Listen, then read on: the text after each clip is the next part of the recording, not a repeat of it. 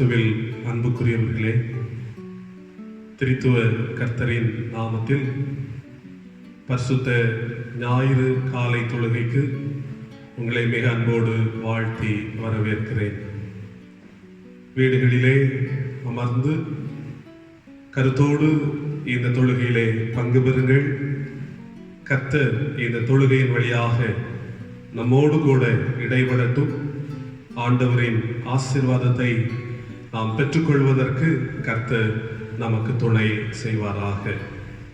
பரிசுத்த தொழுகைக்கு ஆரம்பமாக நாம் எல்லாரும் இணைந்து இருக்கிற இடங்களிலே தலைகளை தாழ்த்தி ஆண்டவரை நோக்கி பார்த்து ஜெபம் செய்வோம், ஜெபிப்போம். எங்களை அதிகமாய் நேசித்து வழிநடத்தி வாழ்விக்கிற அன்பு நிறைந்த ஆண்டவரே, இரக்கமாக தந்திருக்கிற பரிசுத்தமான ஓய்வு நாளின் காலை பொழுதுக்காக உம்மை துதிக்கிறோம், ஸ்தோத்திரிக்கின்றோம். ஜீவனுள்ள ஆண்டவரே, ஜீவனை எங்களுக்கு தந்து இந்த நாளையும் காணுகின்ற பாக்கியத்தை தந்து நாங்கள் இணைந்து ஆராதிக்கக்கூடிய இந்த சூழலை இறைவன் எங்களுக்கு கொடுத்திருக்கிறீர். உமக்கு நன்றி சொல்லுகிறோம். அனுதின வாழ்வுக்குரிய தேவைகளை தந்தீர். ஆச்சரிய பிரகாரமாக எங்களை வழிநடத்துகின்றீர். உம்முடைய மகிமைக்குரிய ஆலோசனைகளை எங்களுக்கு கொடுத்து எங்களை ஒவ்வொரு நாளும் கண்மணியை போல பாதுகாத்து எங்களை நடத்தி கொண்டிருக்கிறீர். ஆண்டவரே, உமக்கு நன்றி, ஸ்தோத்திரம் என்று உம்மை துதிக்கிறோம், ஸ்தோத்திரிக்கிறோம். தகப்பனே, இந்த பரிசுத்த நாளின் காலை தொழுகையை எங்களுக்கு ஆசீர்வாதமாக தாரும். ஆண்டவருடைய மகிமையை நாங்கள் உணர்ந்து கொள்ளுகின்ற கிருபையை எங்களுக்கு ஆண்டவர் தாரும். பரிசுத்த ஆவியானவருடைய மகிமையான அசைவாடுதலை, பிரசன்னத்தை நாங்கள் இருக்கிற இடங்களிலே அனுபவிக்க ஆண்டவர் உதவி செய்வீராக. இந்த தொழுகையிலே இடம்பெறுகிற ஒவ்வொரு பகுதிகளும் ஆண்டவரே நாமத்திற்கு மகிமை சேர்க்கிறதாக அமைந்திருக்கவும், எங்களுடைய வாழ்க்கைக்கு பிரயோஜனமாக அமைந்திருக்கவும் ஆண்டவர் கிருபை தருவீராக. துதித்து நாங்கள் பாடுகிற பாடல்கள், நாங்கள் இணைந்து ஏறெடுக்கிற மன்றாட்டுகள், நாங்கள் சிந்திக்கிற உம்முடைய பரிசுத்தமான வேத வசனங்கள் அனைத்தையும் எங்களுக்கு நன்மையாக தாரும். இந்த ஆராதனையின் ஆரம்பம் முதல் நிறைவு மட்டும் கர்த்தருடைய மேலான கிருபை எங்களை சூழ்ந்து கொண்டு ஆசீர்வாதமான தொழுகையாக இந்த தொழுகைகளுக்கு கர்த்தர் கொடுக்கும்படியாக செபிக்கிறோம். எங்களை ஜீவ பலியாக ஆண்டவருக்கென்று நாங்கள் அர்ப்பணம் செய்வதற்கு, ஒரு புத்தியுள்ள தொழுகையை நாங்கள் மேற்கொள்வதற்கு பரிசுத்த ஆண்டவரே எங்களுக்கு உதவி செய்யும்படியாக நாங்கள் செபிக்கிறோம். எங்களுடைய வாழ்வுக்கு ஒரு நம்பிக்கையை இந்த தொழுகை மூலமாக நீர் கொடுக்கும்படியாக செபிக்கிறோம். எங்களுடைய வாழ்க்கையினுடைய எல்லா விதமான சோர்வுகளையும் மன கஷ்டங்களையும் மாற்றி ஒரு மெய்யான சந்தோஷத்தையும் மெய்யான சமாதானத்தையும் நாங்கள் பெற்றுக்கொள்வதற்கு எங்களை வழி நடத்துகின்ற தொழுகையாக இந்த தொழுகை அமையட்டும். தூய ஆவியானவர் எங்களோடு இடைபடுவீராக. மேலான உம்முடைய கிருபை எங்களை தாங்கட்டும். இந்த தொழுகை ஆசீர்வாதமாய் தாரும். ஆண்டவரும் மீட்பெருமாக இருக்கிற இயேசு கிறிஸ்துவின் நல்ல நாமத்திலே தாழ்ந்து பணிந்து கேட்கிறோம். ஜெபத்தை ஏற்றுக்கொள்ளும் அன்பு நிறைந்த நல்ல பிதாவே, ஆமென். பரிசுத்தமான தொழுகைக்கு ஆயத்தமாக ஞான பாடல்களிலே 233வது பாடலை பாடுவோம். ரட்சா பெருமானை பாரும், புண்ணிய பாதம் அண்டினோம், சுத்தமாக்கி சீரை தாரும், தேடி வந்து நிற்கிறோம். ஞான பாடல் 233.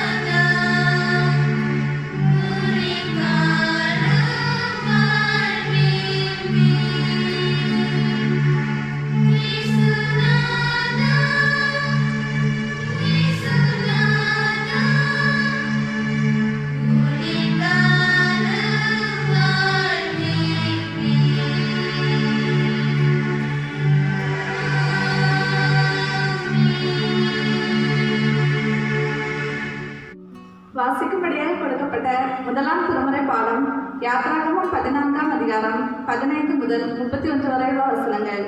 யாத்ராகமம் 14ஆம் அதிகாரம் 15 முதல் 31 வரையுள்ள வசனங்கள். பக்கம் 87.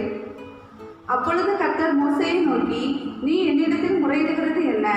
புறப்பட்டு போங்கள் என்று இஸ்ரவேல் புத்திரருக்கு சொல்லு. நீ உன் கோலை ஓங்கி உன் கையை சமுத்திரத்தின் மேல் நீட்டி சமுத்திரத்தை பிளந்துவிடு. அப்பொழுது இஸ்ரவேல் புத்திரர் சமுத்திரத்தின் நடுவாக வெட்டாந்தரையிலே நடந்து போவார்கள். எகிப்தியர் உங்களை பின்தொடர்ந்து வரும்படி நான் அவர்கள் இருதயத்தை கடினப்படுத்தி பார்வோனாலும் அவன் ரதங்கள் குதிரை வீரர் முதலாகிய அவனுடைய எல்லா இராணுவத்தாலும் மகிமைப்படுவேன். இப்படி நான் பார்வோனாலும் அவன் ரதங்களாலும் அவன் குதிரை வீரராலும் மகிமைப்படும் போது நானே கர்த்தர் என்பதை எகிப்தியர் அறிவார்கள் என்றார். அப்பொழுது இஸ்ரவேலரின் சேனைக்கு முன்னாக நடந்த தேவதூதனானவர் விலகி அவர்களுக்கு பின்னாக நடந்தார். அவர்களுக்கு முன்னிருந்த மேகஸ்தம்பமும் விலகி அவர்கள் பின்னே நின்றது. அது எகிப்தியரின் சேனையும் இஸ்ரவேலரின் சேனையும் முழுதும் ஒன்றோடொன்று சேராதபடி அவைகள் நடுவில் வந்தது. எகிப்தியருக்கு அது மேகமும் அந்தகாரமுமாய் இருந்தது. இஸ்ரவேலருக்கோ அது இரவை வெளிச்சமாக்கிற்று. மோசே தன் கையை சமுத்திரத்தின் மேல் நீட்டினான். அப்பொழுது கர்த்தர் முழுதும் பலத்த கீழ்காற்றினால் சமுத்திரம் ஒதுங்கும்படி செய்து அதை வறண்டு போக பண்ணினார். ஜலம் பிரிந்து போயிற்று. இஸ்ரவேல் புத்திரர் சமுத்திரத்தின் நடுவாக வெட்டாந்தரையிலே நடந்து போனார்கள். அவர்கள் வலது புறத்திலும் அவர்கள் இடது புறத்திலும் ஜலம் அவர்களுக்கு மதிலாக நின்றது. அப்பொழுது எகிப்தியர் அவர்களை தொடர்ந்து பார்வோனுடைய சகல குதிரைகளோடும் ரதங்களோடும் குதிரை வீரரோடும் அவர்கள் பிறகாலே சமுத்திரத்தின் நடுவே பிரவேசித்தார்கள். கிழக்கு வெளுத்து வரும் ஜாமத்தில் கர்த்தர் அக்கினியும் மேகமுமான ஸ்தம்பத்திலிருந்து எகிப்தியரின் சேனையை பார்த்து அவர்கள் சேனையை கலங்கடித்து அவர்களுடைய ரதங்களில் இருந்து உருளைகள் கடலவும் அவர்கள் தங்கள் ரதங்களை வருத்தத்தோடு நடத்தவும் பண்ணினார். அப்பொழுது எகிப்தியர் இஸ்ரவேலரை விட்டு ஓடி போவோம், கர்த்தர் அவர்களுக்கு துணை நின்று எகிப்தியருக்கு விரோதமாய் யுத்தம் பண்ணுகிறார் என்றார்கள். கர்த்தர் மோசேயை நோக்கி, ஜலம் எகிப்தியர் மேலும் அவர்களுடைய ரதங்கள் மேலும் அவர்களுடைய குதிரை வீரர் மேலும் திரும்பும்படிக்கு உன் கையை சமுத்திரத்தின் மேல் நீட்டு என்றார். அப்படியே மோசே தன் கையை சமுத்திரத்தின் மேல் நீட்டினான். விடியற் காலத்தில் சமுத்திரம் பலமாய் திரும்பி வந்தது. எகிப்தியர் அதற்கு எதிராக ஓடும்போது கர்த்தர் அவர்களை கடலின் நடுவே கவிழ்த்து போட்டார். ஜலம் திரும்பி வந்து ரதங்களையும் குதிரை வீரரையும் அவர்கள் பின்னாக சமுத்திரத்தில் பிரவேசித்திருந்த பார்வோனுடைய இராணுவம் அனைத்தையும் மூடிக்கொண்டது. அவர்களில் ஒருவனாகிலும் தப்பவில்லை. இஸ்ரவேலின் புத்திரரோ சமுத்திரத்தின் நடுவாக வெட்டாந்தரையின் வழியாய் நடந்து போனார்கள். அவர்கள் வலதுபுறத்திலும் அவர்கள் இடதுபுறத்திலும் ஜலம் அவர்களுக்கு மதிலாக நின்றது. இவ்விதமாய் கர்த்தர் அந்நாளிலே இஸ்ரவேலரை எகிப்தியரின் கைக்கு தப்புவித்து ரட்சித்தார். கடற்கரையிலே எகிப்தியர் செத்து கிடக்கிறதை இஸ்ரவேலர் கண்டார்கள். கர்த்தர் எகிப்தியரில் செய்த அந்த மகத்தான கிரியையை இஸ்ரவேலர் கண்டார்கள். அப்பொழுது ஜனங்கள் கர்த்தருக்கு பயந்து கர்த்தரிடத்திலும் அவருடைய ஊழியக்காரனாகிய மோசேயின் இடத்திலும் விசுவாசம் வைத்தார்கள். வாசிக்கும்படியாக கொடுக்கப்பட்ட முதலாம் திருமுறை பாடம் வாசித்து முடிந்தாயிற்று. கிறிஸ்துவே மகிமை உண்டாவதாக.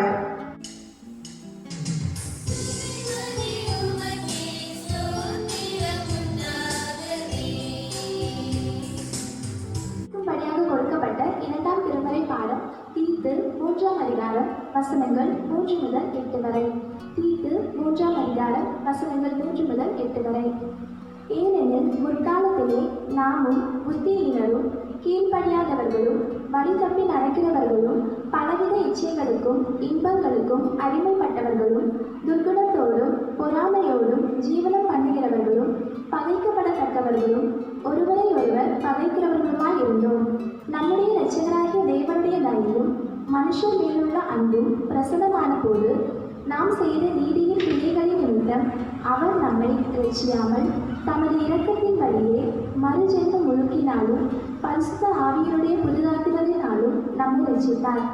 தமது கிருபையினாலே நாம் நீதிமான்கள் ஆக்கப்பட்டு நித்திய ஜீவன் உண்டாகும் என்கிற நம்பிக்கையின்படி சுதந்திரராக தக்கதாக அவர் நமது இரட்சகராகிய இயேசு கிறிஸ்து மூலமாய் அந்த பரிசுத்த ஆவியை நம்மேல் சம்பூர்ணமாய் பொழிந்தருளினார். இந்த வார்த்தை உண்மையுள்ளது. தேவனிடத்தில் விசுவாசமானவர்கள் நற்கிரியைகளை செய்ய ஜாக்கிரதையாய் இருக்கும்படி நீ இவைகளை குறித்து திட்டமாய் போதிக்க வேண்டும் என்று விரும்புகிறேன். இவைகளே நன்மையும் மனுஷனுக்கு பிரயோஜனமுமானவைகள். வாசிக்கும்படியாக கொடுக்கப்பட்ட இரண்டாம் திருமறை பாடம் வாசித்து முடிந்தாயிற்று. தேவனுக்கு மகிமை உண்டாவதாக.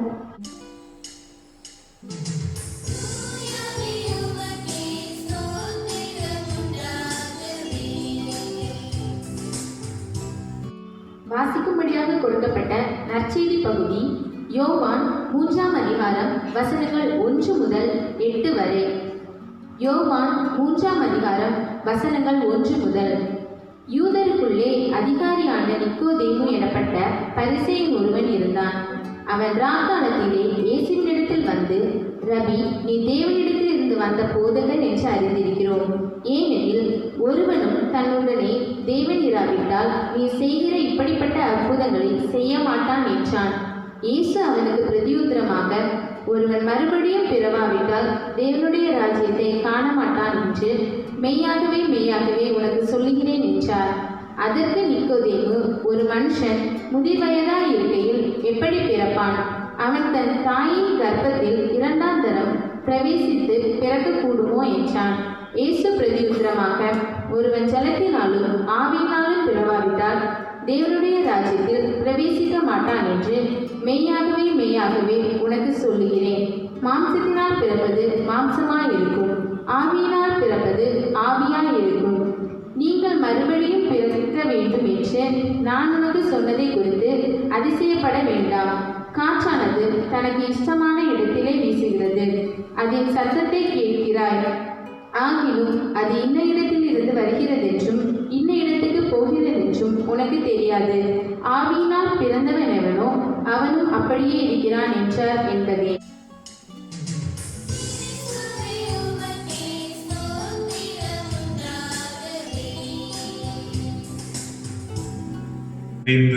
ஆண்டவரை நோக்கி பார்த்து நாம் ஜெபம் செய்வோம், ஜெபிப்போம். விண்ணப்பங்களையும் வேண்டுதல்களையும் கேட்டு பதில் கொடுத்து எங்களை பராமரித்து நடத்துகிற வல்லமை நிறைந்த ஆண்டவரே, ஒவ்வொரு நாளும் எங்களுடைய குரல்களை எல்லாம் கேட்கிற, எங்கள் கூப்பிடுதலுக்கு செவி கொடுத்து எங்களை ஒவ்வொரு நாளும் நடத்துகிற அன்புள்ள ஆண்டவரே, ஆசீர்வாதமாய் தந்திருக்கிற பரிசுத்தமான இந்த நாளை நினைத்து நாங்கள் உமக்கு நன்றி சொல்லுகிறோம் ஐயா.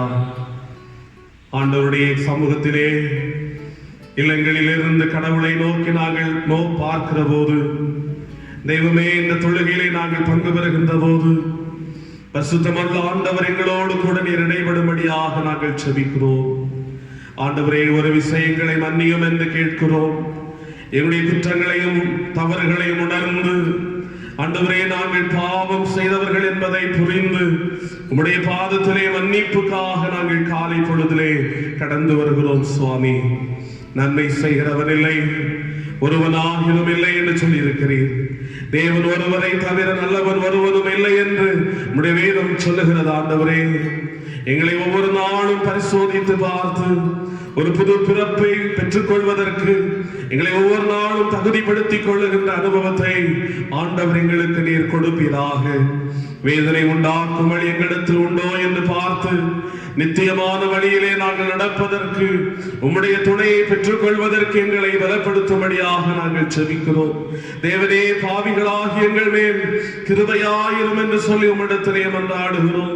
தேவனே, சுத்த இருதயத்தை என்னிலே சிருஷ்டியும் என்று சொல்லி உம்முடைய நோக்கி நாங்கள் மன்றாடுகிறோம். சுவாமி, எங்களுடைய பாவங்களை நாங்கள் மறைக்கிறவர்களாக அல்ல, பாவங்களை உணர்ந்து அறிக்கை செய்து விட்டுவிடுகின்ற உம்முடைய இரக்கத்தை பெற்றுக் கொள்ளுகிற அனுபவத்தை ஆண்டவர் எங்களுக்கு கொடுக்கும்படியாக நாங்கள் செபிக்கிறோம். எங்களையும் உம்முடைய பிள்ளைகளாக நிறைவேற்றிக் கொண்டு உம்முடைய ராஜ்யத்திற்குரிய தகுதியுடைய பிள்ளைகளாக எங்களை ஆண்டவர் மாற்ற வேண்டும் என்று சொல்லி இந்த காலை பொழுதிலே நாங்கள் செபிக்கிறோம். ஆண்டவரே, கர்த்தாவே, எங்களையும் உம்முடைய பிள்ளைகளாக நிறைவேற்றிக் கொண்டு எங்களையும் ஆண்டவரே உம்முடைய சொந்த உம்முடைய கரங்களின் கருவிகளாக உபயோகப்படுத்தி எங்களை நீர் பயன்படுத்த போகிறதற்காக கிருபைக்காக நாங்கள் உமக்கு நன்றி சொல்கிறோம் ஆண்டவரே. தகப்பனே, நான் பரிசுத்தராகியால் நீங்களும் பரிசுத்தராயிருங்கள் என்று சொன்னீரே. பரிசுத்தமான பாதையில நாங்கள் நடப்பதற்கு, உம்முடைய பலத்தோடு நாங்கள் நடப்பதற்கு பரிசுத்தமுள்ள ஆண்டவர் எங்களுக்கு உதவி செய்ய வேண்டும் என்று உம்மிடத்திலே மன்றாடுகிறோம்.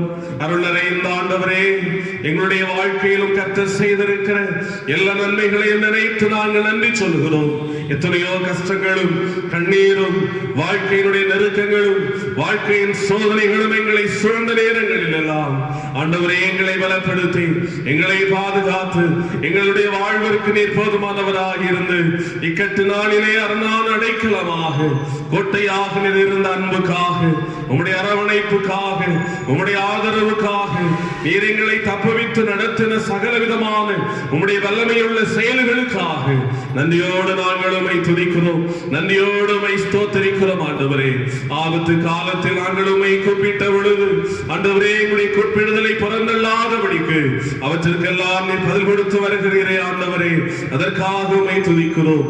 உயிருள்ள தேசத்திலே நாங்களும் நிர்மூலமாகாதபடிக்கு வாழ்வதற்கு நீர் உதவி செய்து கொண்டிருக்கிறீரே.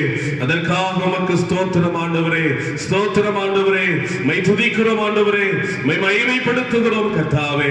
இம்மட்டும் ஆண்டவர் எங்கள் வாழ்க்கையிலே செய்திருக்கிற ஒவ்வொரு நன்மைகளுக்காக, நீர் கொடுத்திருக்கிற உணவுக்காக, உடைக்காக, உறைவிடத்திற்காக, தந்து வருகிற ஆசீர்வாதங்களுக்காக, துன்பமான நேரங்களிலும் ஆண்டவர் தந்து வருகின்ற அமைதிக்காக, உம்முடைய மேலான செயல்களுக்காக நன்றியுள்ள இருதயத்தோடு நாங்கள் உம்மை துதிக்கிறோம் ஆண்டவரே. உம்மை ஸ்தோத்தரிக்கிறோம். கிருபை நிறைந்த பிதாவே, இந்த நேரத்திலும் ஆண்டவரே இணைந்து சுவாமியை நோக்கி நாங்கள் பார்க்கிறோம். என்னை நோக்கி கூப்பிடு, நான் உனக்கு உத்தரவு கொடுப்பேன் என்று சொன்னீரே. என் நாமத்தினால் நீங்கள் எதை கேட்டாலும் அதை பெற்றுக் கொள்வீர்கள் என்று சொன்னீரே ஆண்டவரே. உம்முடைய நாமத்தின் நிமித்தமாக உம்மிடத்தில் நாங்கள் கேட்கிற விண்ணப்பங்களுக்கு ஆண்டவர் பதில் கொடுக்கும்படியாக, ஆசீர்வதிக்கும்படியாக ஜெபிக்கிறோம் தகப்பனே.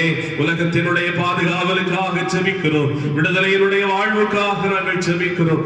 குறிப்பாக இந்த கொரோனாவினுடைய பாதிப்புகளில் இருந்து எங்கள் தேசங்கள் மீண்டு எழும்ப வேண்டும் என்று சொல்லி நாங்கள் கேட்கிறோம். எத்தனையோ மக்கள் ஆண்டவரே அல்லது நம்ம பலியாகி கொண்டிருப்பதை நாங்கள் கேட்டுக் கொண்டிருக்கிறோம், ஊடகங்களிலே நாங்கள் பார்க்கிறோம் ஆண்டவரே. வேதனையோடு நம்முடைய சமூகத்திலே நாங்கள் கடந்து வருகிறோம், கண்ணீரோடு நாங்கள் கடந்து வருகிறோம் ஆண்டவரே. உம்முடைய பாதுகாப்பு வேண்டும் என்று சொல்லி உம்மிடத்தில் கேட்கிறோம் ஐயா. மனதுருக்கத்தின் தெய்வமே, மகிமையின் ராஜாவே, நீர் மாறாத அன்புள்ளவர் என்று சொல்லி நாங்கள் கவனிக்கிறோம் அப்பா. ஆண்டவரே, இந்த கொடிய காலங்கள் மாறட்டும், இந்த தீங்கு நாட்கள் மாறட்டும் ஆண்டவரே. இந்த காலங்கள் மாற்றப்பட்டு ஒரு சுகத்தின் காலங்கள் கட்டளையிடப்படட்டும். எல்லா தேசத்தினுடைய மக்களும் பாதுகாக்கப்படட்டும். இந்த கொரோனாவினுடைய தீமையில் இருந்து எல்லா மக்களும் பாதுகாக்கப்படத்தக்கதாக தகப்பனே இரக்கம் செய்யும்படியாக ஜெபிக்கிறோம். இந்த நோய் வைரஸ் ஆண்டவரே முற்றிலுமாய் மாறத்தக்கதாக, ஒவ்வொரு மக்களும் பாதுகாக்கப்படத்தக்கதாக தகப்பனே ஒரு விடுதலையின் சுகத்தின் நாட்களை, ஒரு சேமத்தின் காலத்தை ஆண்டவர் கொடுக்கும்படியாக ஜெபிக்கிறோம் ஐயா. என் நாமம் தரிக்கப்பட்ட என் ஜனங்கள் தங்களை தாழ்த்தி தங்கள் பாவங்களை அறிக்கையிட்டு தங்களுடைய பொல்லாத வழிகளை விட்டு என் முகத்தை தேடினால் நான் அவர்களுக்கு சேமத்தை கொடுப்பேன் என்று சொன்னீரே. ஒரு தேசத்திற்கு சேமத்தை தருவேன் என்று சொன்னீரே ஆண்டவரே. உம்முடைய வார்த்தைகளின்படி தகப்பனே எங்கள் தேசங்களுக்கு நீர் இரக்கம் செய்வீராக. இந்த கொள்ளை நோய்கள் மாறட்டும் ஆண்டவரே, கொள்ளை நோய்கள் மாறட்டும் ஆண்டவரே. மக்கள் பாதுகாக்கப்படட்டும், மக்கள் பாதுகாக்கப்படட்டும். மக்களுடைய ஜீவன் அருமையாக இருக்கட்டும் ஆண்டவரே. உம்முடைய பார்வையில் அருமையானதாக இருக்கட்டும் கர்த்தாவே. தகப்பனே ஒரு சுவிட்சத்தின் காலத்தை தாரும் ஐயா, அமைதியான காலங்களை தாரும் ஆண்டவரே. ஒரு மெய்யான சமாதானத்தின் நாட்களை ஆண்டவர் தரும்படியாக ஜெபிக்கிறோம் கர்த்தாவே. உதவி செய்வீராக தகப்பனே. இதற்காக அரசுகள் எடுத்துக் கொள்கிற முயற்சிகளுக்காக ஆண்டவரே, பல்வேறு துறைகளிலே செயலாற்றுகிற மக்கள் எடுத்துக் கொள்கின்ற ஒவ்வொரு முயற்சிகளுக்காக ஜெபிக்கிறோம். குறிப்பாக மருத்துவ துறையிலே பணி செய்கிறவர்கள் ஆண்டவரே, நோயாளிகளுக்காக எடுத்துக் கொள்கிற ஒவ்வொரு பிரயத்தனங்களையும், எடுத்துக்கொள்கிற சிகிச்சை காரியங்களையும் கர்த்தர் வாய்க்க செய்வீராக ஆண்டவரே. தகப்பனே, இந்த நோய் தொற்றின் மூலமாக மருத்துவமனையில் அனுமதிக்கப்பட்டிருக்கிற பிள்ளைகள் விடுதலை கண்டுகொள்வதற்கு துணை செய்வீராக. ஜீவனுள்ள ஆண்டவர் உதவி செய்வீராக, உதவி செய்வீராக. ஜீவனை பாதுகாப்பீராக. உயிர்கள் பலியாகாதபடிக்கு தேவனே ஆரோக்கியத்தையும் சௌக்கியத்தையும் கொடுப்பீராக ஆண்டவரே. பிள்ளைகள் விடுதலை பெறுவார்களாக, விடுதலை பெறுவார்களாக ஆண்டவரே. எத்தனையோ குடும்பங்கள் தங்களுக்கு அருமையானவர்களை இழந்து கண்ணீரோடு இருந்து கொண்டிருக்கிறார்களே ஆண்டவரே, அவருடைய வாழ்விலே தேவன் சமாதானத்தை கொடுப்பீராக, ஆறுதலை கொடுப்பீராக.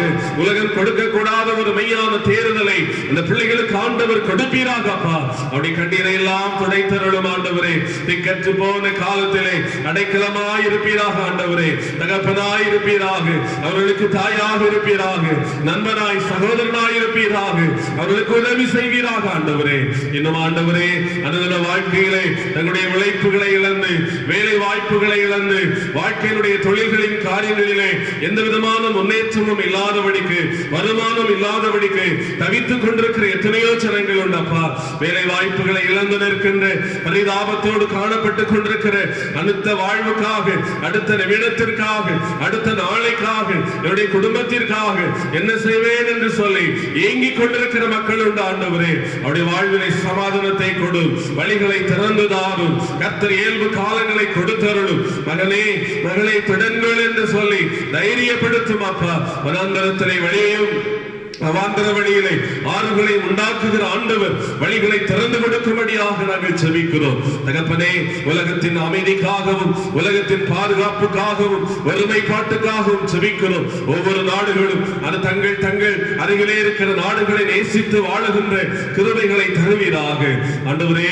உலகெங்கும் செய்யப்படுகிற ஊழியங்களை ஆசீர்வதியும். அநேகரை ஆண்டவருக்காக ஆதாயப்படுத்திக் கொள்ள ஊழியக்காரர்களை கர்த்தர் பயன்படுத்தும். அவன் மூலமாக விதைக்கப்படுகிற வார்த்தைகள் வல்லமையுள்ள வார்த்தைகளாக வெளிப்படட்டும். மாற்றத்தை உருவாக்குகிற வார்த்தைகளாக, உம்முடைய வார்த்தைகளாக வெளிப்படட்டும் ஆண்டவரே. பாவத்திற்கு நேராக செல்லுகிற மக்கள் பாவத்தை கசப்பு என்பதை உணர்ந்து, பாவத்தின் சம்பளமானது நித்திய மரணம், நித்திய நரகம் என்பதை உணர்ந்து ஒரு பரிசுத்த வாழ்வுக்கு நேராக திரும்புவதற்கு தேவரீர் அவர்களை திருப்ப வேண்டும் என்று சொல்லி நாங்கள் ஜெபிக்கிறோம். தகப்பனே, எங்கள் தேசத்தை பாதுகாத்துக் கொள்ளும். சுதந்திர தினத்தை கொண்டாடினோம். விடுதலை இன்னும் பெற்றிராத மக்கள் விடுதலை பெற்றுக்கொள்ள வளர்ச்சி அடையாத எங்கள் இந்திய தேசத்தின் பல துறைகளிலே வளர்ச்சிகளை கர்த்தர் தாரும், அன்பை தாரும், ஐக்கியத்தை தாரும், ஒருமைப்பாட்டை ஆண்டவர் தாரும், சமத்துவ சிந்தனை ஆண்டவர் தாரும்.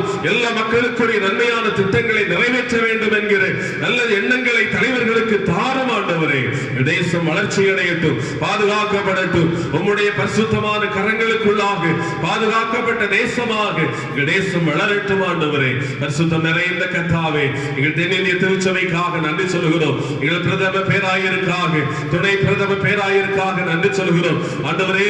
தந்திருக்கிற ஆண்டவரே, எங்களுடைய நாடினுடைய தலைவர்களுக்காக ஜெபிக்கிறோம். எல்லா பேராயர்களுக்காக, பேராயர்களுக்காக, பேராயர்களின் தலைவர்களுக்காக, இறைமக்களுக்காக நன்றி சொல்கிறோம். எங்களுடைய கன்னியாகுமரி பேராயத்திற்காக, எங்களுடைய பேராயருக்காக, அவருடைய குடும்பத்திற்காக ஜெபிக்கிறோம் ஆண்டவரே. பேராய தலைவர்களுக்காக ஜெபிக்கிறோம். பேராயத்தினுடைய ஒவ்வொரு குருவானவர்களுக்காக, திருப்பணியாளர்களுக்காக, இறைமக்களுக்காக ஜெபிக்கிறோம் ஆண்டவரே. என்னுடைய பேராயம் வளர்ச்சி அடையட்டும். கர்த்தருக்கு பயந்து அவருடைய வழிகளில் நடக்கிற பேராயமாக என்னுடைய பேராயம் எழும்பட்டும் ஆண்டவரே. தகப்பனே, ஒரு பெரிய மாற்றத்தையும் பெரிய வளர்ச்சியையும் எங்கள் பேராயத்திலே ஆண்டவர் கொடுக்கும்படியாக ஜெபிக்கிறோம். நிறுவனங்கள் வளர்ச்சி அடையட்டும், எல்லா ஸ்தாபனங்களும் வளர்ச்சி அடையட்டும். தேவனுடைய ஆசீர்வாதம் எங்கள் பேராயத்திலே தங்கி இருக்கும்படியாக ஜெபிக்கிறோம். எங்கள் திருச்சபை ஆசீர்வதித்தருளும், என்னுடைய கிராமத்தை ஆசீர்வதித்தருளும் ஆண்டவரே. திருச்சபையுடைய ஒவ்வொரு குடும்பங்களையும் ஆண்டவர் பாதுகாப்பீராக. திருச்சபையுடைய ஒவ்வொரு மூப்பர்களை, இளை சங்கங்களை ஆண்டவரே, ஆலயத்தின் பணிவிடைக்காரர்களை, சுத்தப்படுத்துகிற பிள்ளைகளை கர்த்தர் பாதுகாப்பீராக. பலவீனங்களிலே கஷ்டப்படுகிற மக்களுக்காக ஜெபிக்கிறோம் ஆண்டவரே. வியாதியிலே பரிகாரியாக செயல்படுவீராக. யாருக்கும் எந்த இக்கட்டுகளும் வராதபடிக்கு சுகவீனங்களிலே சுகத்தை கர்த்தர் கொடுப்பீராக. உம்முடைய பலனால் இடைகட்டும் ஆண்டவரே. கண்ணீரோடு இருக்கிற பிள்ளைகளுக்கு தேவரீர் கண்ணீரை துடைத்து மகிழ்ச்சியின் காலங்களை தாரும் ஆண்டவரே. கடன் பாரங்களை மாற்றும் ஐயா. தேவைகளோடு இருக்கிற பிள்ளைகளுடைய தேவைகளை ஆண்டவர் சந்திப்பீராக. மக பேச்சிற்காக ஆயத்தமாகிற பிள்ளைகள் உண்டு. கர்ப்ப ஸ்திரீகளை பத்திரமாய் காத்துக்கொள்ளும். ஏற்ற நாட்களிலே பரிபூர்ணமான விடுதலை ஆண்டவர் கொடுப்பீராக. ஆண்மை மூலமாக கல்வி கற்றுக் கொண்டிருக்கிற பிள்ளைகளுக்காக ஜெபிக்கிறோம். கற்றுக் கொடுக்கிற ஆசிரியர்களுக்காக ஜெபிக்கிறோம். விசேஷித்த ஞானத்தை பிள்ளைகளுக்கு ஆண்டவர் கொடுப்பீராக. இந்த கல்வி ஆண்டை ஆசீர்வாதமாய் தாரும் ஆண்டவரே. ஒவ்வொருடைய வேலைகளை ஆசீர்வதியும் தகப்பனே. உடைய கைகளின் பிரயாசங்களை ஆசீர்வதித்து தாரும் கர்த்தாவே. தூர இடங்களிலே, அயல் நாடுகளில் இருக்கிற அன்பான பிள்ளைகளுக்காக நாங்கள் ஜெபிக்கிறோம். கர்த்தர் அவர்களை பாதுகாத்துக் கொள்ளும். ஒருவேளை அந்த இடங்களிலே அவர்களுக்கு எந்த வேலைகளும் இல்லாத இல்லாமல் இருக்கிற ஒரு நிலை இருந்தாலும் கூட கர்த்தர் அவர்களை திடப்படுத்தி தைரியப்படுத்தி ஏற்ற காலங்களை கர்த்தர் ஏற்படுத்தி கொடுத்து ஒருவேளை இடத்திற்கு வருகின்ற வாய்ப்புகளை கர்த்தர் கொடுத்து ஆண்டவர் அவர்களுக்கு உதவி செய்யும்படியாக ஜெபிக்கிறோம். ஒருவேளை இடத்திலே வாய்ப்புகளை வேலைக்குரிய வழிகளை திறந்து கொடுத்து ஆண்டவரே அந்த குடும்ப அந்த பிள்ளைகளை பாதுகாத்துக் கொள்ளும்படியாக ஜெபிக்கிறோம். கர்த்தர் எப்படியாகிலும் ஒவ்வொரு இடங்களிலும் இருக்கிற பிள்ளைகளுக்கு ஏற்ற வழிகளை கர்த்தர் திறந்து கொடுப்பீராக ஆண்டவரே. ஆசீர்வதியும் கர்த்தாவே. தகப்பனே, இல்லங்களில் இருந்து இந்த ஜெபத்தோடு இணைந்து ஜெபித்துக் கொண்டிருக்கிற இந்த தொழுகையோடு இணைந்து கொண்டு ஆராதிக்கிற மக்களை ஆண்டவர் ஆசீர்வதிக்கும்படியாக ஜெபிக்கிறோம். உம்முடைய மகிமை ஒவ்வொரு பிள்ளைகளையும் உடட்டும் ஆண்டவரே. ஒவ்வொரு பிள்ளைகளையும் சூழ்ந்து கொள்ளட்டும். ஒவ்வொருவரை கர்த்தர் ஆசீர்வதிப்பீராக. நாட்களில் ஒரு வார காலம் நடைபெற்றுக் கொண்டிருக்கிற விடுமுறை வேதாகம பள்ளிக்காக நன்றி சொல்கிறோம் ஆண்டவரே. வேதாகம பள்ளியின் மூலமாக நடைபெற்ற எல்லா நிகழ்வுகளையும் கர்த்தர் ஆசீர்வதித்துக் கொண்டிருப்பதற்காக நன்றி சொல்கிறோம். எல்லாவற்றிலும் கர்த்தருடைய நாம மகிமைப்படட்டும். இளம் தலைமுறை கர்த்தருக்காக எழும்பட்டும். ஆண்டவர் எங்களோடு இருக்கிறார், எங்களால் எல்லாம் முடியும் என்று சொல்கிற நிலையிலே இந்த நம்பிக்கையை பெற்றுக் கொண்டு வளர்வதற்கு ஆண்டவரே இளம் தலைமுறைகளுக்கு கர்த்தர் உதவி செய்வீராக. கற்றுக் கொடுத்த எல்லா பிள்ளைகளையும் இந்த நிகழ்வுகளை சிறப்பாக நிறைவேற்ற அனைவரையும் ஆண்டவர் ஆசீர்வதிப்பீராக. வருகிற காலங்களை ஆசீர்வாதமாய் திருச்சபைக்கும் சமூகத்திற்கும் ஆண்டவர் கொடுப்பீராக. தகப்பனே, தொடர்ந்து உடைய வார்த்தைகளை சிந்திக்க ஆயத்தப்படுகிறோம். எங்களோடு பேசும் ஐயா, எங்களோடு பேசும் ஆண்டவரே. வெளிய சத்தத்தை நாங்கள் கேட்பதற்கு, உம்முடைய சித்தம் என்னதென்பதை புரிந்து கொள்வதற்கு, அதில் நாங்கள் நடப்பதற்கு எங்களுக்கு கிருபை தருவீராக. உம்முடைய நாம மாத்திர மகிமைப்படட்டும். பெரிய காரியங்களை செய்யும் வேண்டிக் கொண்டதற்கும் அதிகமான நன்மைகளை நிறைவாக எல்லாருக்கும் கொடுப்பீராக. உம்முடைய கிருபைக்குள்ளாக எங்களை மறைத்துக் கொள்ளும். ஆசீர்வதித்து நடத்தும். ஆண்டவரமே பெருமாயிருக்கிற இயேசு கிறிஸ்துவின் நல்ல நாமத்திலே தாழ்மையோடு கேட்கிறோம். ஜெபத்தை ஏற்றுக்கொள்ளும் அன்பு நிறைந்த நல்ல பிதாவே, ஆமென். நாம் அனைவரும் இணைந்து இயேசுநாதர் கற்று தந்த இறை வேண்டலை ஏறெடுப்போம். பரமண்டலங்களில் இருக்கிற எங்கள் பிதாவே, உம்முடைய நாமம் பரிசுத்தப்படுவதாக, உம்முடைய ராஜ்யம் வருவதாக, உம்முடைய சித்தம் பரமண்டலங்களிலே செய்யப்படுவது போல பூமியிலே செய்யப்படுவதாக. எங்களுக்கு வேண்டிய ஆகாரத்தை இன்று எங்களுக்கு தாரும். எங்கள் கடனாளிகளுக்கு நாங்கள் மன்னிக்கிறது போல எங்கள் கடன்களை எங்களுக்கு மன்னியும். எங்களுக்கு சோதனைக்கு பிரவேசிக்க பண்ணாமல் தீமை நின்று ரசித்துக் கொள்ளும். ராஜ்யமும் வல்லமையும் மகிமையும் என்றென்றைக்கும் உடையவில்லை. ஆமென்.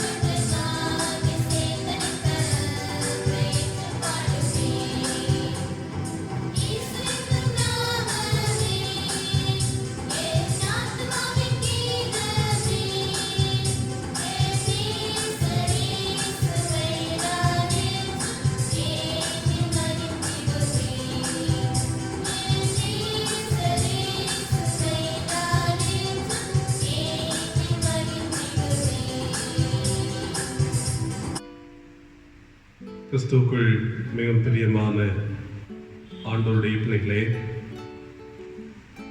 ஆண்டவர் நமக்கு இந்த நாட்களை தந்திருக்கிறார். வீடுகளிலே இருந்து கர்த்தருடைய நாமத்தை நாம் தொழுது கொள்வதற்கு இந்த காணொளி மூலமாக நாம் தொடர்பு கொள்வதற்கு இறைவன் நமக்கு இந்த வாய்ப்புகளை கொடுத்திருக்கிறார். கர்த்தருக்கு நாம் நன்றி சொல்லுவோம். ஆண்டவருடைய சமூகத்திலே நம்மை தாழ்த்தி கர்த்தர் ஒரு பெரிய விடுதலையின் காலத்தை நமக்கு தர வேண்டும். எல்லா மக்களையும் ஆண்டவர் பாதுகாக்க வேண்டும். இந்த நோய் தொற்று முற்றிலுமாக மாற வேண்டும் என்று ஜெபங்களிலே நாம் ஜெபித்துக் கொள்வோம். நாம் நிச்சயமாக ஆண்டவர் ஒரு நோக்கத்தை வைத்திருக்கிறார்.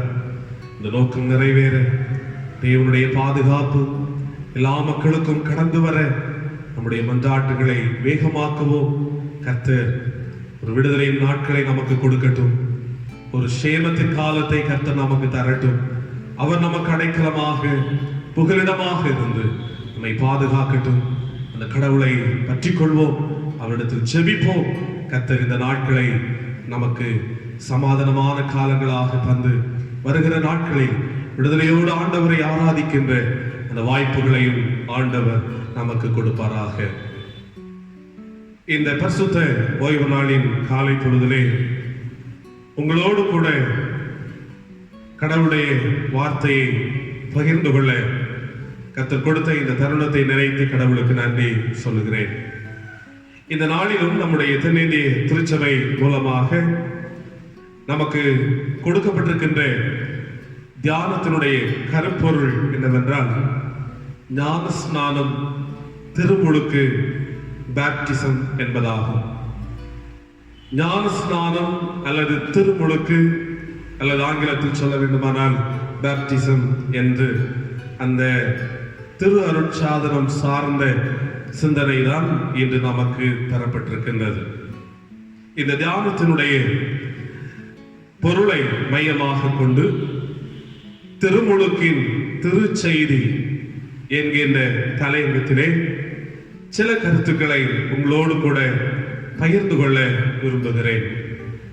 திருமுழுக்கின் திருச்செய்தி.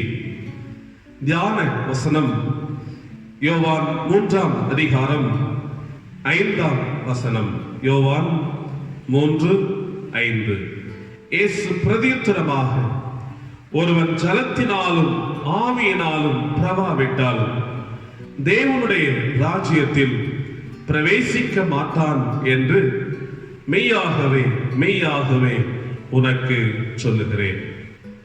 ஆண்டவர் இயேசு கிறிஸ்து நிக்கோதேமு என்று சொல்லுகிற நபரிடத்திலே சொல்லுகிற ஒரு செய்திதான் ஜலத்தினாலே பிறக்கிற ஒரு பிறப்பு. இந்த நிக்கோதேமு ஒரு யூத அதிகாரி. அது மட்டுமல்ல, அவன் ஒரு இஸ்ரவேலினுடைய போதகர், ஒரு பரிசேயர், சமயத்தின் தலைவர் என்றெல்லாம் நாம் திருமறையிலே இந்த நிக்கோதேமுவை பற்றி நாம் அறிந்து கொள்கின்றோம்.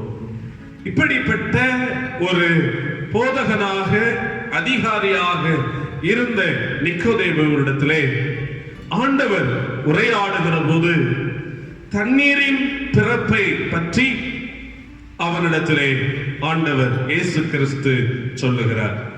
அல்லது திருமுழுக்கு ஞான ஸ்நானம் என்பதை பற்றி அவனிடத்திலே சொல்லுகிறார். மறுபடியும் பிறக்கின்ற அனுபவத்தை பற்றி அந்த இடத்திலே நிக்கோதேமுவினிடத்திலே சொல்லுகிறார். ஆகவே ஞான ஸ்நானம் அல்லது திருமுழுக்கு என்று சொல்வது கடவுளுடைய அருளை பெற்றுக்கொள்வதனுடைய ஒரு அடையாளம். நாம் தகுதியில்லாதவர்கள், கடவுள் தம்முடைய அருளை நமக்கு தந்து அவருடைய பிள்ளைகளாக நம்மை தகுதிப்படுத்துகின்றார் என்பதனுடைய அடையாளம் தான் ஞான ஸ்நானம். எனவே இந்த திருமுழுக்கு ஞான ஸ்நானம் என்று நாம் கேட்கிற போது பல கேள்விகள் நம்முடைய மனதிலே வந்து விடுகின்றது. அதை சார்ந்து பல வாக்குவாதங்கள், விவாதங்கள், பல பிரிவினைகள் திருச்சபைகளுக்குள்ளாக எழும்பி இருப்பதை நாம் பார்க்கிறோம், அதை அனுபவித்துக் கொண்டிருக்கிறோம்.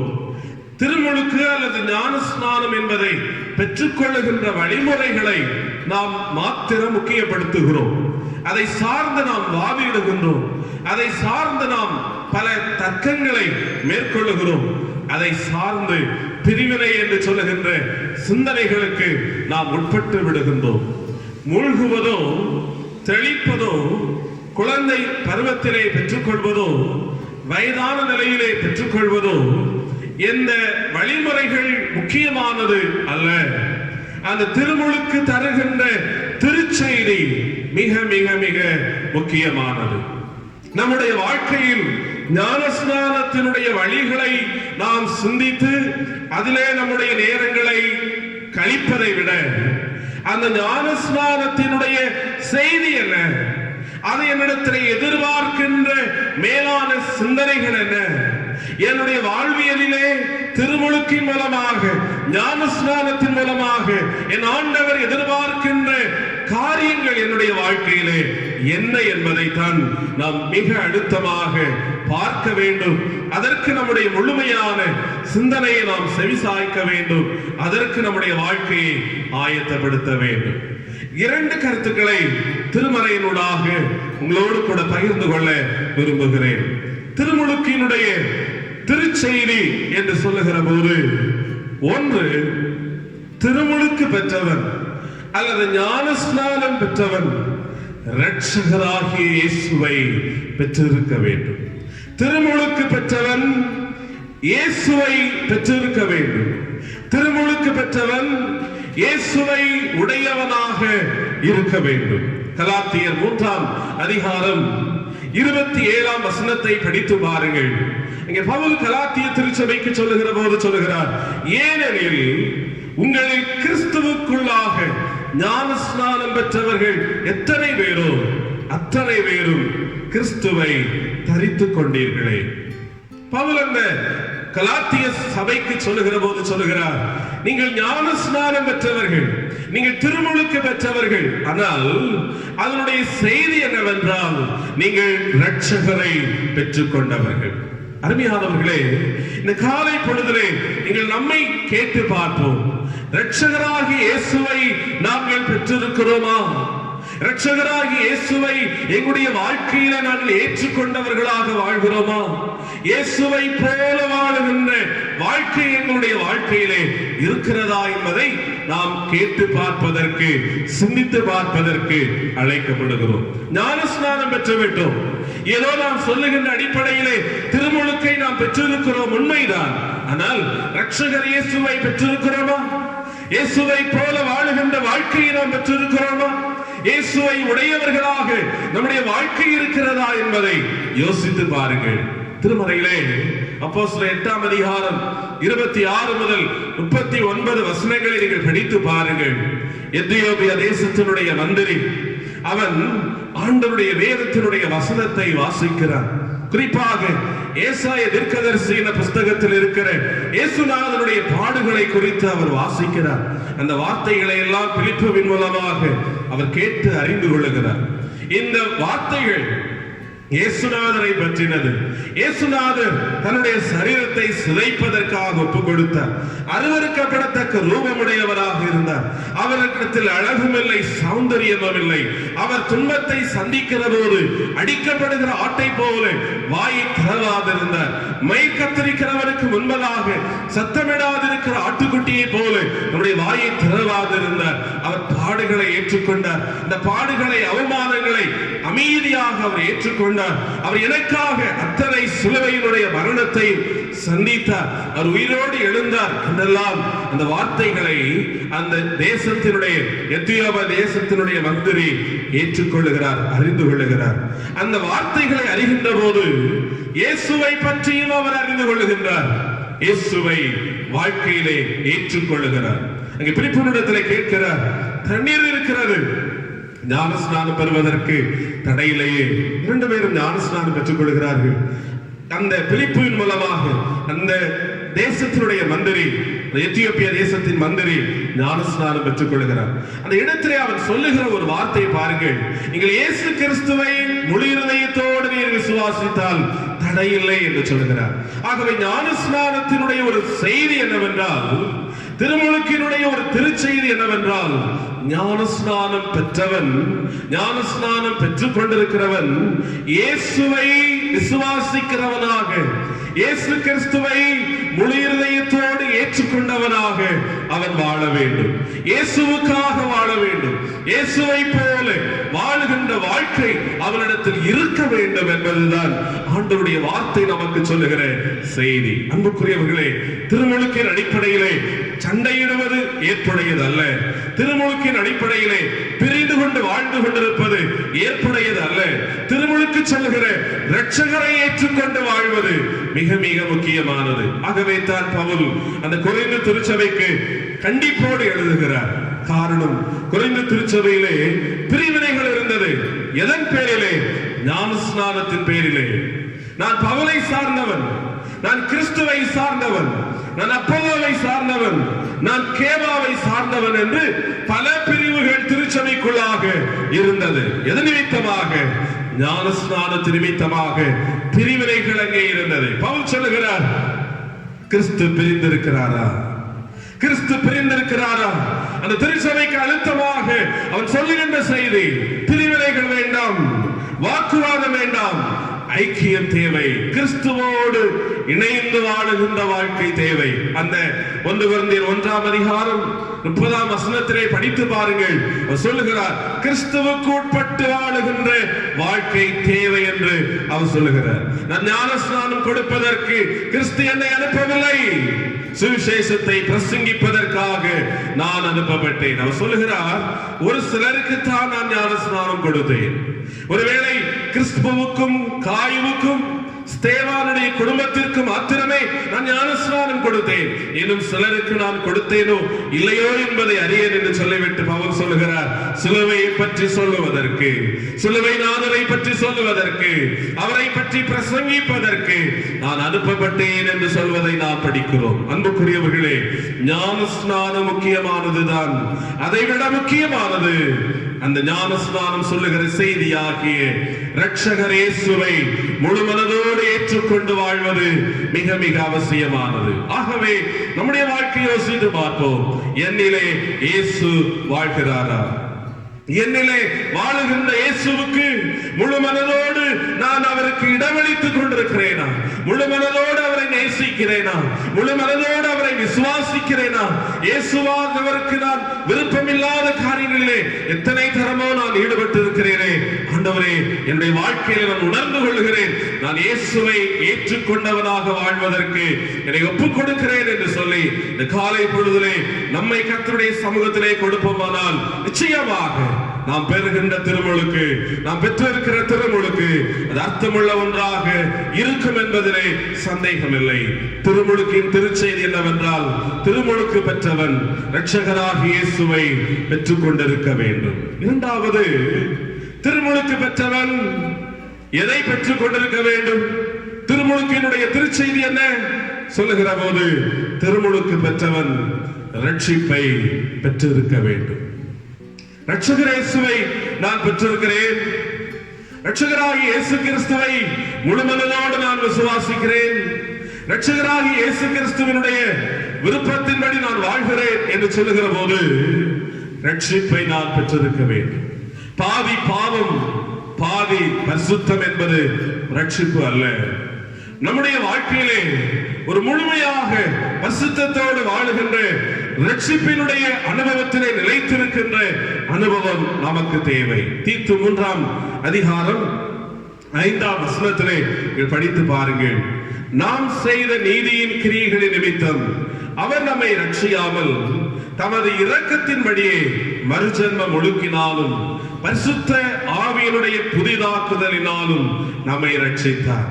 அங்கே தீத்து எழுதுகிற போது பவுல் சொல்லுகிறார், ஒரு ஞானஸ்நானம் என்பது ஒரு மறு ஜென்மம் அடைகின்ற அனுபவம், ரட்சிப்பு அடைகின்ற அனுபவம். நிச்சயமாக நான் இயேசுவை ஏற்றுக்கொண்டிருக்கிறேன் என்று சொல்வது மட்டும் மட்டுமல்ல, நான் ரட்சிக்கப்பட்டவனாக கடைசி வரையிலும் ரட்சிப்பிலே நிலைத்திருப்பதற்கு என்னை தகுதிப்படுத்திக் கொண்டு வாழ்ந்து கொண்டிருப்பவனாக நான் வாழ்கிறேன் என்கின்ற அனுபவம் நமக்கு தேவை. நிச்சயமாக மறுபிறப்பு, மறுஜன்மம், ரட்சிப்பு என்று சொல்லுகிற இந்த அனுபவத்தை நாம் பெற்றிருக்க வேண்டும். பாவத்திலே வாழ்ந்து கொண்டிருக்கிற போது நாம் பெற்ற ஞான ஸ்நானம் என்பது கேள்விக்குறியாக மாறிவிடுகிறது.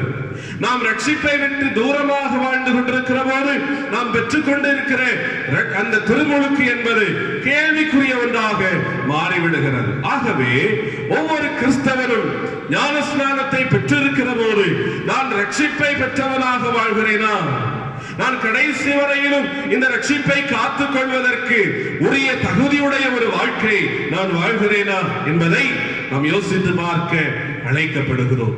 இயேசுநாதருடைய முன் அடையாளமாக இந்த உலகத்திற்கு வந்த யோவான் ஸ்நானகன் அவன் ஆண்டவருடைய ரட்சிப்பை குறித்து, மனம் திரும்புதலை குறித்து எல்லா மக்களுக்கும் அவர் சொல்லுகிறார்.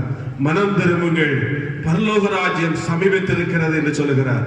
பாவ மன்னிப்பு கண்டு மனம் திரும்புதலுக்கு ஏற்ற ஞான ஸ்நானத்தை குறித்து சொல்லுகிறார். அவர் தெளிவாக சொல்லுகிறார், தேவனுடைய ரட்சிப்பு என்பது பாவத்தினின்று மன்னிக்கப்பட்ட ஒரு வாழ்க்கை என்பது, மனம் திரும்பி வாழுகின்ற வாழ்க்கை என்பது அவசியம். அதுதான் திருமுழுக்கினுடைய அடிப்படையாக இருக்கிறது. அன்புக்குரியவர்களே, நம்முடைய வாழ்க்கையிலே ரட்சிப்பினுடைய அனுபவம் இருக்கிறதா என்பதை யோசித்து பாருங்கள்.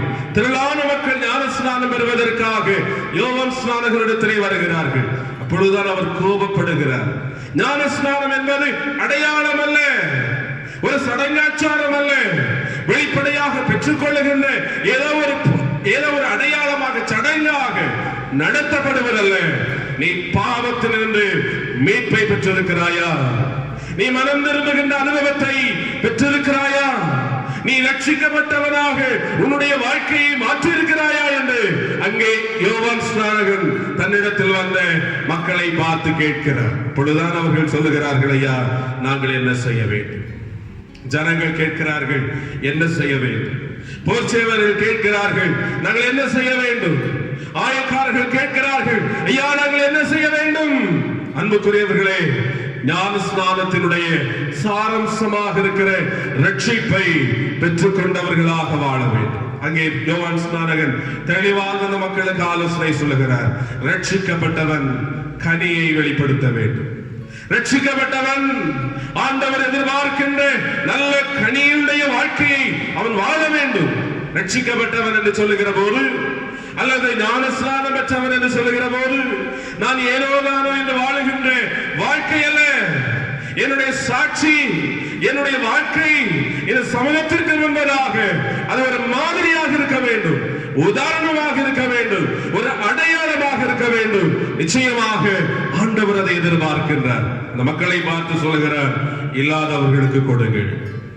பேராசையோடு அநியாயமாக பணத்தை சம்பாதிக்காதீர்கள், தீமை செய்யாதீர்கள், பொய் குற்றம் சாட்டாதீர்கள் என்று ஒரு கனியுடைய வாழ்க்கையை ரட்சிக்கப்பட்டு ஞான ஸ்நானம் பெறுகின்ற அந்த மக்களுக்கு தேவனுடைய வார்த்தையை யோவான் ஸ்நானகன் சொல்லுகிறதை நாம் படிக்கிறோம். அன்புக்குரியவர்களே, ரட்சிப்பினுடைய அனுபவம் ஞான ஸ்நானம் பெறுகின்ற மனிதனுக்கு தேவை. ஞான ஸ்நானம் பெற்றவனுக்கு தேவை. ஞான ஸ்நானம் பெற்று வாழ்க்கையிலே கிறிஸ்தவன் என்று சொல்லுகிற நிலைமையிலே வாழ்ந்து கொண்டிருக்கிற ஒவ்வொரு மனிதனுக்கும் தேவை ரட்சிப்பினுடைய அந்த மகிமையான அனுபவம். ரட்சிப்பினுடைய அந்த அனுபவத்திலே நிலைத்திருக்கிற அனுபவம், கனி கொடுக்கின்ற வாழ்க்கை வாழ வேண்டிய அனுபவம். நான் ரட்சிக்கப்பட்டு விட்டேன் என்று சொல்லிவிட்டு நான் வாழ்வது தவறான நிலைமை இருக்குமானால், நான் ரட்சிக்கப்பட்டு விட்டேன் என்று சொல்லிவிட்டு அநியாயமாக, அயோக்கியமாக நான் வாழ்வேன் என்று சொன்னால் நிச்சயமாக திருமறை நமக்கு அதற்கு இடமளிக்கவில்லை. அன்புக்குரியவர்களே, மேலான ரட்சிப்பு நித்தியத்தினுடைய வாழ்வுக்கு நேராக நடத்துவதற்கு வல்லமை உள்ளது. அதற்குத்தான் திருச்சபை திருமுழுக்கை வைத்திருக்கிறது. தேவனுடைய திருமறை திருமுழுக்கை சொல்லுகின்றது. ஆகவே இந்த இரண்டு கருத்துக்களை மனதிலே கேட்டு பாருங்கள். நான் திருமுழுக்கு பெற்றிருக்கிறேன், ஞான ஸ்நானத்தை பெற்றிருக்கிறேன், ஆனால் இரட்சகராக இயேசுவை நான் பெற்றிருக்கிறேனா? இரட்சகராக இயேசு, அவரை போன்ற ஒரு வாழ்வு, அவருடைய நோக்கத்தை புரிந்து கொண்டு வாழுகின்ற வாழ்வு, என் இயேசுவுக்காக வாழுகிற வாழ்க்கை, என் இயேசுவை போல வாழுகிற வாழ்க்கை எனக்குள் இருக்கிறதா? இயேசு எனக்குள் வாழ்கிறாரா? இயேசு என்னுடைய வாழ்வு மூலமாக வெளிப்படுகிறாரா? நான் இயேசுவை பெற்றிருக்கிறேனா என்பதை சிந்தித்து பார்க்க அழைக்கப்படுகிறோம். மட்டுமல்ல, திருமுழுக்கை நான் பெற்றிருக்கிறேன், ஞான ஸ்நானத்தை நான் பெற்றிருக்கிறேன், ஆனால் ரட்சிப்பை நான் பெற்றிருக்கிறேனா? என்னுடைய வாழ்க்கையிலே ரட்சிப்பினுடைய அனுபவமாகிய கனியுள்ள வாழ்க்கை உண்டா என்பதை யோசித்து பாருங்கள். திருமறை எபிரேயர் 2ஆம் அதிகாரம் 4ஆம் வசனம் சொல்லுகிறது, இவ்வளவு பெரிதான ரட்சிப்பை குறித்து நாம் கவலையற்றிருப்போமானால் தண்டனைக்கு எப்படி தப்பித்துக் கொள்வோம் என்று வேதத்திலே சொல்லப்பட்டிருக்கிறது. அன்புக்குரியவர்களே, பெரிதானது ரட்சிப்பு, மேலானது ரட்சிப்பு, ஆண்டுடைய ராஜ்யத்திற்கு நேராக நம்மை நடத்துவது ரட்சிப்பு. ஆகவே திருமுழுக்கினுடைய வழிகளை குறித்து நாம் சண்டையிடுவதை விட்டுவிட்டு, திருமுழுக்கினுடைய அடிப்படை சாரம்சமாக இருக்கிற, திருமுழுக்கினுடைய திருச்செய்தியாக இருக்கிற இரட்சகரை ஏற்றுக்கொண்டு வாழ்வதும், ரட்சிப்பை பெற்றுக் கொண்டு வாழ்வதும், நிலைத்திருந்து கனிவெடுக்கிற வாழ்வு வாழ்வதும் அவசியமானது என்பதை இந்த காலை பொழுதிலே புரிந்து கொண்டவர்களாக, ஆண்டவரே, அந்த அனுபவத்திலே நான் வாழ்வதற்கு, அந்த அனுபவத்திலே நான் வளருவதற்கு எனக்கு அனுக்கிரகம் செய்யும் சுவாமி. என்னுடைய வாழ்க்கையிலே, என்னுடைய வாழ்விலே இந்த திருமுழுக்கை நான் பெற்றிருக்கிற போது தகப்பனே, நான் உண்மை பெற்றுக் கொண்டு நான் வாழ வேண்டும். முழு மனதோடு விசுவாசித்து நான் வாழ வேண்டும். இந்த உலகத்திற்கோடு இணைந்து கொண்டு வாழுகின்ற வாழ்க்கை அல்ல, உம்மோடு இணைந்து நான் வாழுகிற ஒரு வாழ்க்கை எனக்கு தாரும் என்று ஆண்டுடைய சமூகத்திலே நம்மை தாழ்த்தி ஒப்புக் கொடுப்போம். மட்டுமல்ல, ஆண்டவரே, பாவத்திலிருந்து மீட்கப்பட்ட, பாவ மன்னிப்பை பெற்றுக் கொண்ட, ஒரு மனம் திரும்புதலுக்கு ஏற்ற ஒரு ரட்சிப்பினுடைய அனுபவத்தை நான் பெற்றிருக்க வேண்டுமே ஆண்டவரே. ஒரு கனி கொடுக்கிற வாழ்க்கை நான் பெற்றிருக்க வேண்டுமே சுவாமி. என்னுடைய சாட்சி இந்த உலகத்திற்கு முன்பதாக ஒரு மகிமைக்குரிய நிலைமையில இருக்க வேண்டுமே ஆண்டவரே. அந்த அனுபவத்தை எனக்கு தாரும் என்று சொல்லி ஆண்டுடைய சமூகத்தில் நம்மை ஒப்புக் கொடுப்போம். நிச்சயமாக அந்த அடிப்படையிலே நாம் வாழ்வோமானால், அநேகருக்கு ஆண்டவருடைய அன்பை நாம் சொல்வோமானால், அநேகரை இந்த திருமுழுக்கிற்கு நேராக வழி நடத்துவோமானால், நிச்சயமாக இது மேலான ஒன்றாக இருக்கும். அது நிமித்தமாக ஆண்டவருடைய நாமம் மகிமைப்படும். ஆகவே ஆண்டவர் நமக்கு கற்றுத் தந்த இந்த திருமுழுக்கினுடைய திருச்செய்திகளாக இருக்கிற இரட்சகரை பெற்றுக் கொள்வதும், ரட்சிப்பை பெற்றுக் கொள்வதும் அவசியமானது என்பதை புரிந்து கொண்டு அவருடைய திட்டத்திற்கு நம்மை ஒப்புக் கொடுத்து வாழ்வோம். ஆண்டவர் உங்கள் ஒவ்வொருவரையும் இந்த வார்த்தைகளின் மூலமாக ஆசீர்வதித்து அவருடைய சொந்த பிள்ளைகளாக உங்களை நிலைநிற்க செய்து அநேகரை ஆண்டவருக்கு சொந்தமாக்குகின்ற அவருடைய ஜனங்களாக கர்த்தர் உங்களை மாற்றி உபயோகப்படுத்தி அவருடைய நித்தியமான ராஜ்யத்திற்கு உங்களை பங்காளிகளாக மாற்றுவதாக, அநேகரை பங்காளிகளாக நீங்கள் மாற்றுவதற்கு கர்த்தர் உங்களை உபயோகப்படுத்துவதாக. ஆண்டவர் தாமே உங்களை, உங்கள் குடும்பங்களை ஆசீர்வதித்து சமாதானத்தின் பாதையிலே நடத்துவாராக. கர்த்தர் தாமே இந்த வார்த்தைகளை நமக்கு ஆசீர்வாதமாக தருவாராக. ஆமென். நாம் அனைவரும் இணைந்து நம்முடைய விசுவாசத்தை அப்போஸ்தல விசுவாச பிரமாணத்தின் வாயிலாக அறிக்கையிடுவோம். வானத்தையும் பூமியும் படைத்த சர்வ வல்லமையுள்ள பிதாவாகிய கடவுளை விசுவாசிக்கிறேன். அவருடைய ஒரே குமாரனாகிய நம்முடைய நாதர் இயேசு கிறிஸ்துவை விசுவாசிக்கிறேன். அவர் பரிசுத்த ஆவியினாலே கன்னிமரியத்தில் உட்பட்டு பிறந்தார். பொந்தநாத்தின் காலத்தில் பாடுபட்டு சிலுவையில் அறையுண்டு மரித்து அடக்கம் பண்ணப்பட்டு பாதாளத்தில் இறங்கினார். 3ஆம் நாள் மரித்தோரிலிருந்து எழுந்திருந்தார். பரலோகத்துக்கு எழுந்தருளி சர்வ வல்லமையுள்ள கடவுளின் வலது பாதத்தை வீற்றிருக்கிறார். அவிடத்திலிருந்து உயிரோரையும் மரித்தோரையும் நியாய தீர்க்க வருவார். பரிசுத்த ஆவியை விசுவாசிக்கிறேன். பொதுவாக இருக்க பரிசுத்த சபையும் பரிசுத்தவான்ய ஐக்கியமும் பாவ மன்னிப்பும் மரித்தோரை உயிர்த்தெழுதலும் நித்திய ஜீவனும் உண்டென்று விசுவாசிக்கிறேன். ஆமென்.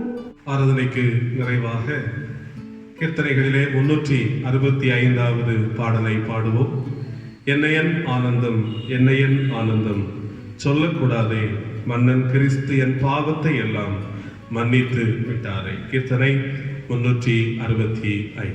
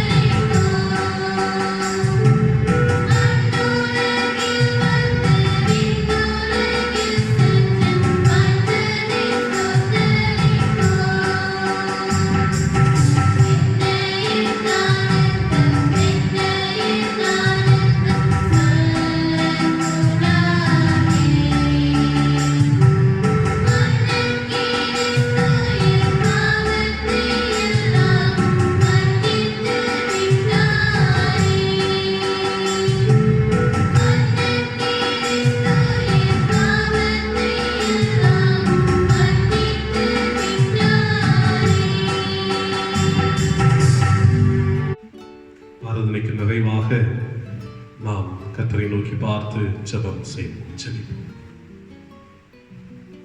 எங்களுடைய வாழ்விலே திருமுழுக்கு என்னும் திருவருட்சாதனத்தை தந்து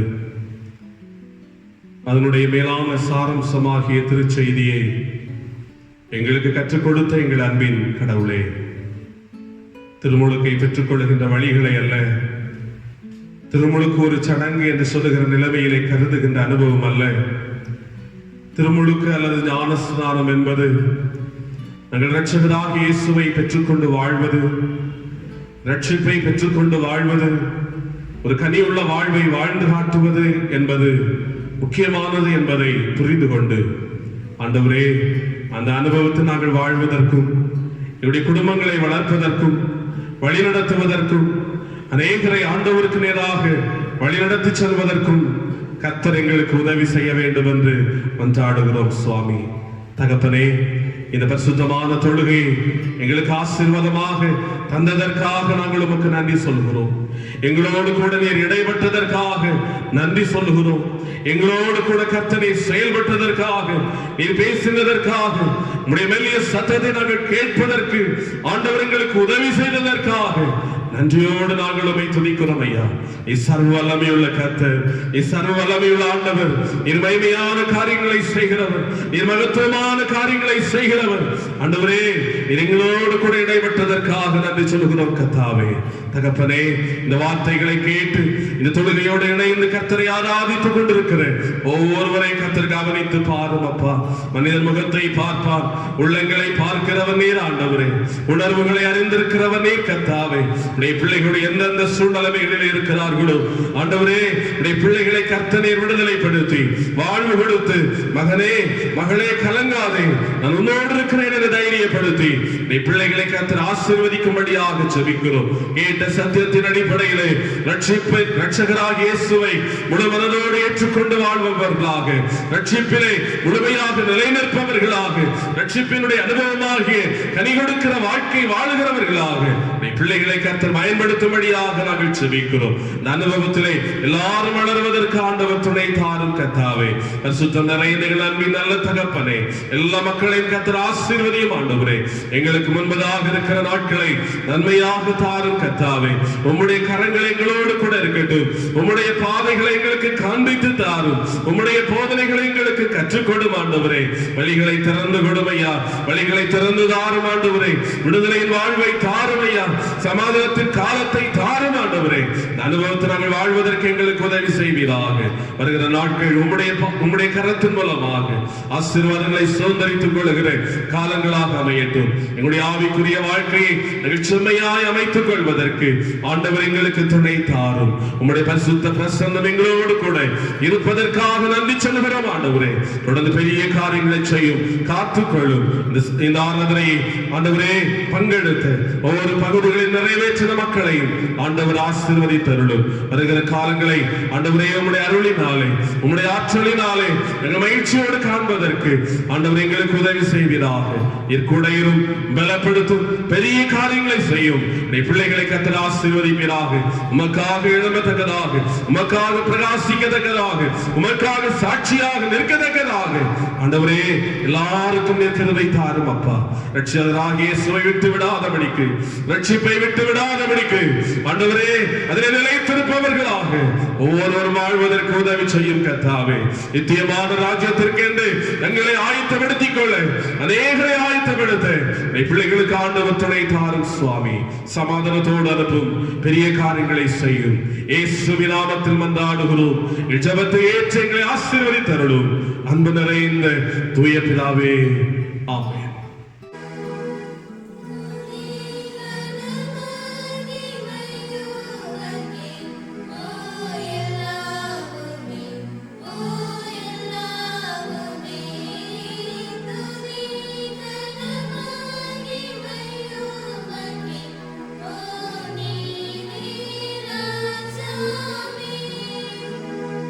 Hallelujah,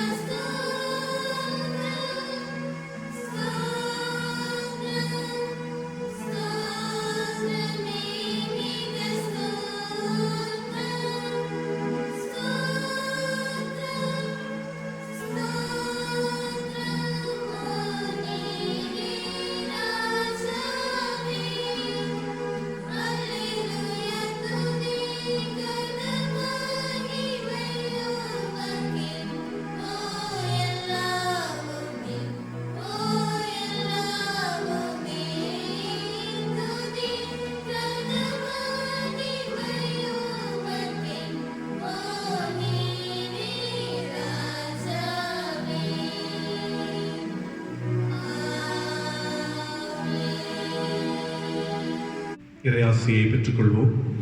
நமது ஆண்டவராகிய இயேசு கிறிஸ்துவின் கிருபையும் பிதாவாகிய தேவனுடைய அன்பும் தூய ஆவியானவரின் நீங்காத திரு உறவும் நம் அனைவரோடும் என்றும் சதா காலங்களிலும் நிறைவாய் தங்கியிருப்பதாக. ஆமென்.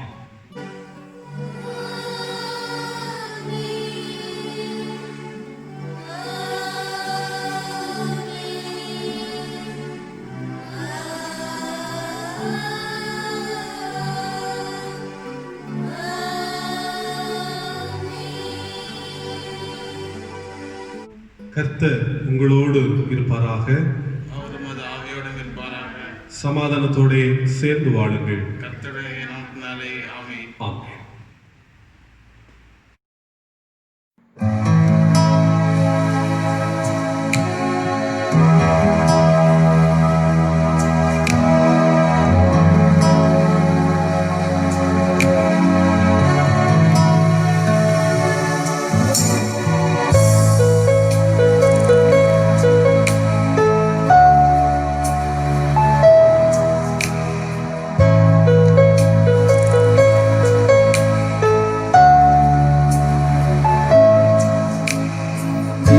கூட்டம் கொடியேந்திவா நம் இந்தியா, உயிரை கொடுத்து நீ காக்கவா இந்தியா.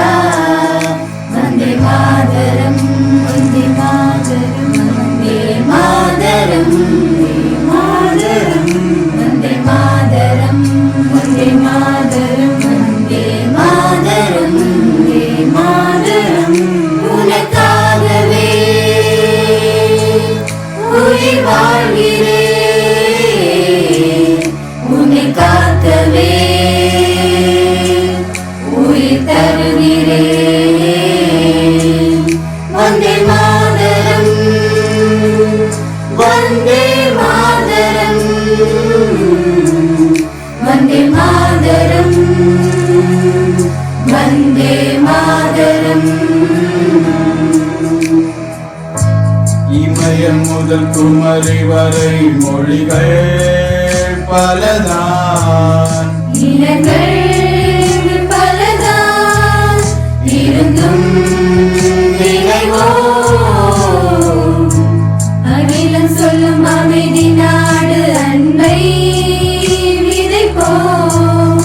பகைவன் அவன் வந்தான் புயலாய் எழுவோம், பனிப்பொழிவிலும் மலை முகட்டிலும் நம் வீரர்கள்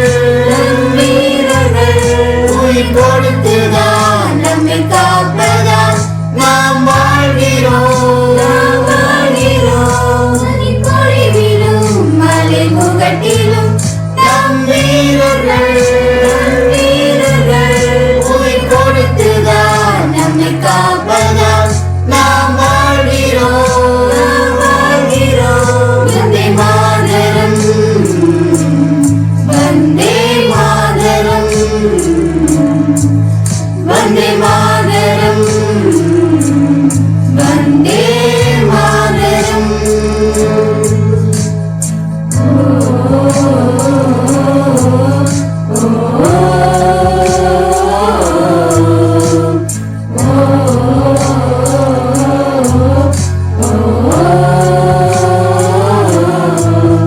உனக்காகவே உயிர் வாழ்கிறேன், உன்னை காக்கவே உயிர் தருகிறேன். வந்தே மாதரம் வந்தே மாதரம் வந்தே மாதரம் வந்தே மாதரம். இந்தியன் என்று சொல்வோம், அந்த சொல்லில் பெருமிதம் கொள்வோம். தீங்கற்ற தேசம் படைக்க நம் கைகளை இணைத்துக் கொள்வோம். இந்தியன் என்று சொல்வோம், அந்த சொல்லில் பெருமிதம் கொள்வோம். தீங்கற்ற தேசம் படைக்க நம் கைகளை இணைத்துக் கொள்வோம். வந்தே மாதரம், வந்தே மாதரம், இயேசுவின் பாரதம், இயேசுவின் பாரதம்.